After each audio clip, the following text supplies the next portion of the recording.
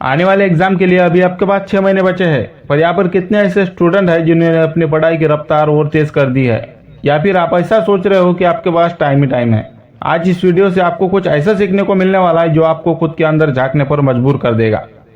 महेश नाम का लड़का जो अपनी ग्रेजुएशन की तैयारी कर रहा था और अभी उसका सेकंड ईयर चल रहा था। आज से पहले महेश ने कभी अपनी पढ़ाई को इतना जरूरी नहीं समझा था। उसने कभी भी यह समझने की कोशिश नहीं की कि यह पढ़ाई मुझे जीवन की शिक्षा देती है। उसे हर बार लगता था कि 1 साल तक पढ़ाई करनी है और अच्छे से एग्जाम देने हैं, बस बात खत्म। अक्सर सभी स्टूडेंट यही तो करते हैं, पर अगर ध्यान से समझो तो जो हम सीखते आ रहे हैं उसमें बहुत बड़ी लर्निंग छुपी हुई है। एक ऐसी बात जो आपको सीखनी ही चाहिए। जब आप इतिहास के बारे में पढ़ते हैं तो उसमें उन महान लोगों के बारे में बताया जाता है जो उन्होंने काफी सारे युद्ध जीते और उनके हर युद्ध को करने का कोई ना कोई कारण था और वो काफी हिम्मत से किसी भी मुश्किल का सामना करते थे। पर आमतौर पर एक स्टूडेंट क्या कर रहा है, वो सिर्फ इन बातों को पढ़ता है और आने वाले एग्जाम के लिए उसमें जो महान इंसानों की जन्मों की तारीख है उसे याद करता है। उसने कब और कितनी लड़ाइयाँ लड़ी और कितनी जीती, बस ये सब उसे याद करना है ताकि वो एग्जाम के वक्त लिख सके। दोस्तों, अगर पढ़ाई को इतना ही जरूरी समझा तो पढ़ाई सिर्फ रटने का नाम बन जाएगी। पढ़ते वक्त तो आपने एपीजे अब्दुल कलाम जी के बारे में भी पढ़ा होगा और भीमराव अंबेडकर जी के बारे में भी पढ़ा होगा, पर आपने सिर्फ पढ़ा है, कुछ सीखा नहीं। क्योंकि अगर आपने पढ़ा होता, कुछ सीखा होता तो आज आप टॉप कर रहे होते। हमें हर बार अपनी पढ़ाई से सीखना होता है और आज तक जिन्होंने भी कुछ बड़ा किया है वो इसी वजह से क्योंकि उन्होंने हर चीज को बारीकी से ऑब्जर्व किया है। उन्हें अच्छे से पता था कि हर बात में एक सीख छुपी होती है और आपको भी इन बातों पर ध्यान देना होगा। महेश पढ़ाई में इतना अच्छा नहीं था। अचानक से उसके मन में काफी दिनों से एक बात ने घर किया हुआ था कि मैं पढ़ तो रहा हूँ, पर मैंने आज तक क्या क्या सीखा है वो इस बात पर जोर दे रहा था। काफी सोचा और पाया कि काफी सारी ऐसी बातें हैं जो मुझे जानना काफी जरूरी है। मैं अपने समय को ऐसे ही नहीं गुजार सकता। मुझे अपने जीवन में काफी कुछ करना है और इसके लिए मुझे अपने खुद के प्रति अवेयर होना होगा। महेश आज तक सिर्फ करता आ रहा था, मानो मजबूरी में कर रहा हो, पर इसके आगे उसे अपने हर काम को सीख बनाना था। उसने सबसे पहले अपने आप को कौन सी अवस्था में डालना है ये जानने की कोशिश की। हम अभी जो काम कर रहे हैं इसके बाद हमें कौन सा काम करना है हमें ये भी नहीं पता होता है। मतलब आपको अपने दिन भर का पूरा शेड्यूल ही नहीं मालूम। और महेश ने इन्हीं बातों पर सबसे पहले ध्यान दिया।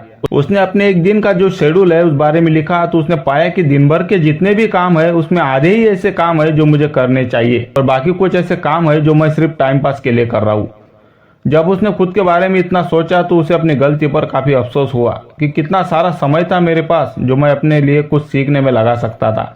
ऐसी काफी सारी बातें थी, ऐसी काफी सारी स्किल थी जो मुझे बहुत कुछ सिखा सकती थी, पर अभी इन सब के बारे में सोचने से कोई फायदा नहीं था। अब महेश ने मानो जैसे अपने जीवन को एक लक्ष्य दे दिया था। वो सिर्फ उन्हीं चीजों को करता जो उसके लिए काफी जरूरी थी।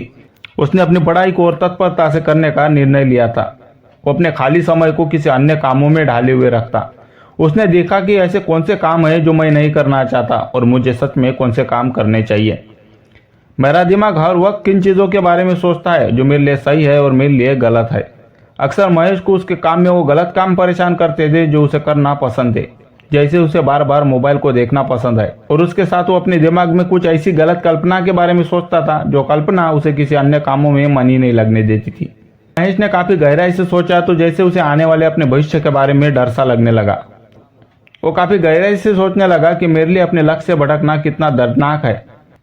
मैं अगर इन्हीं चीजों में अपना आज का भविष्य देखूंगा तो मैं बहुत बड़ा मूर्ख हूँ। मैं कभी किसी से पीछे भी तो नहीं रहना चाहता और ना ही आगे बढ़ने के लिए मैं मेहनत कर रहा हूँ। जब मैं जितना सब कुछ सोच रहा था तब वो बिल्कुल अकेला था। उसके साथ उस अकेलेपन में उसके अलावा कोई नहीं था। आज महेश पहली बार खुद के साथ इतना जुड़ा हुआ महसूस कर रहा था। उसने इससे पहले इतनी शांति और अपने लिए इतने सही विचारों की कल्पना ही नहीं की थी। आज वो एक नए एहसास से जुड़ रहा था। अब जैसे आने वाला समय उसके लिए नए मौके ला रहा था। महेश ने कभी भी खुद को लेकर इतना सोचा नहीं था।